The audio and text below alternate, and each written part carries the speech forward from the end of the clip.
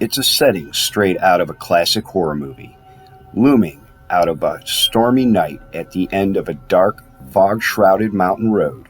A flash of lightning reveals a hewn stone monstrosity of Gothic architecture. A massive, centuries-old castle that once housed thousands of deranged, deceased, and deformed in shocking conditions that included torture, chained cages, daily brutality, and barbaric scientific experiments on the unknowing and unwilling. Long abandoned, legends tell of its insane ghosts seething among us in its broken, crumbling corridors and empty rooms. Bats circle the old clock tower, and just to add a final touch of cinematic cheese, this hellish faculty rests on 666 acres of land. Cue the wild organ music and diabolical laughter.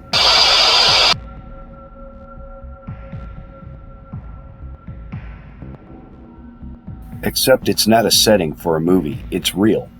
Every bit of it, even the biblical mark of the beast of its former total acreage. This place of your nightmares is the Trans-Allegheny Lunatic Asylum in Weston, West Virginia. And even more disturbing than the indisputable paranormal evidence that has been captured there by amateur and high-profile TV ghost hunters is its long history of one of our nation's premier insane asylums, and how quickly it devolved from a pleasant, well-intentioned haven to a wall-to-wall overcrowding and dreadful abuse.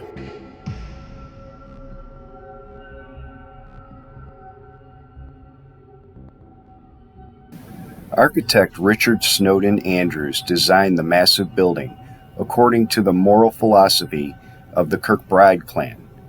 It was intended to promote a curative effect on the mentally ill, with buildings arranged in long, rambling wings to give sunlight and fresh country air to all the patients, tasteful, comfortable furnishings, lovely landscapings, and private home-like rooms.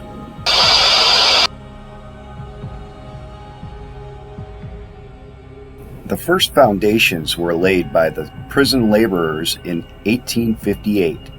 It took 23 years until the asylum hospital was completed, due to the Civil War starting in 1861, and the long, slow restoration of the ravaged South. But the mentally ill don't wait for wars or economical recoveries. Patients were admitted starting in October of 1864. By the time the construction was finished in 1881, it held over 770 patients, even though it was only designed to hold 250.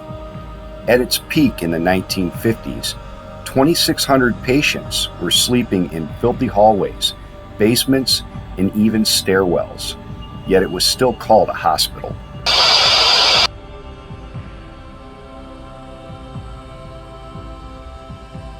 The asylum was finally shuttered in May of 1994, but it seems that many of the patients never left. Disembodied voices that say, "Go home," and call visitors by name. Hysterical laughter mixed with unearthly screams in empty rooms. Full-body apparitions of a murdered nurse whose rotting body wasn't found for 2 months. And of a crouching shadow with its hands held over its head, suddenly being sucked out of the room, possibly of the patient that was beaten to death by a metal bed. Squeaky wheels of invisible gurneys rolling down tilled hallways, mysteriously crashing and banging sounds, iron doors violently slamming on windless days. There are literally hundreds of eyewitness accounts and hours of recorded footage from the Trans-Allegheny Lunatic Asylum that has defied all scientific explanation.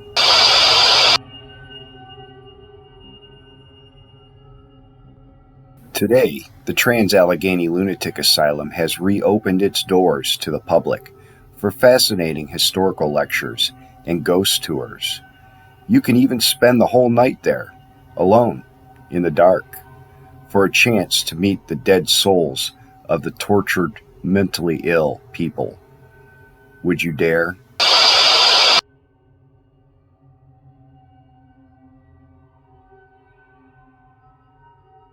Unlike in most of the other episodes that I've posted on here, this story is mostly documented and true.